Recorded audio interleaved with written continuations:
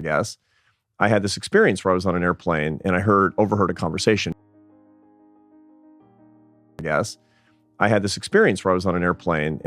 Overheard a conversation. Now, my laboratory as a social scientist is overheard conversations on an airplane. So if I overhear you, talking to your wife, it might become a book.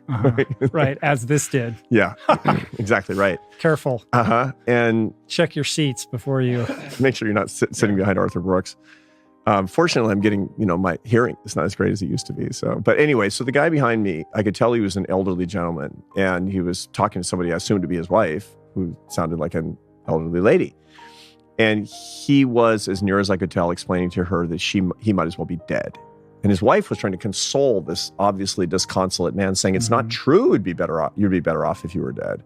He's kind of mumbling. It's going on for 20 minutes that nobody respects him, nobody remembers him, nobody thinks about him. And I'm thinking this is a guy who's probably disappointed with his life. He didn't actually live up to his own expectations or get the education he wished he had. And he's disappointed because it's over. It's probably 85, I don't know. At the end of the flight, it was coming from here in LA out to Washington, Dulles, and it was a nighttime flight, so I couldn't really see. It was dark. And when we landed, the lights go on, everybody stands up, and I'm curious. Now, I'm not trying, it's not prurient interest, but, humans, it's my gig.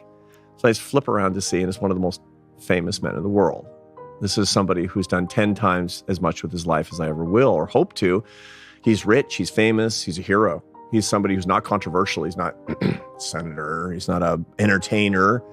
He's somebody who has done amazing things with his life a long time ago and is still rich and famous as a result of it, still dining out on it. And I get this glimpse of this mistaken view of satisfaction and happiness. Like the world tells us, do a lot with what you've been given, succeed, work hard, strive, achieve, bank it, die happy.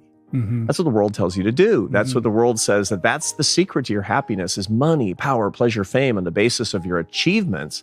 Do it as early as possible. There's even a name for it based on it's called the Holderlin strategy, is get rich, famous, successful, powerful early, and then dine out on it for the rest of your life because you can achieve that permanent satisfaction. You kind of know that's not right, but I heard this guy, if anybody should be happy with his life and proud of what he had done, it should be this guy. And I thought, so is he an outlier?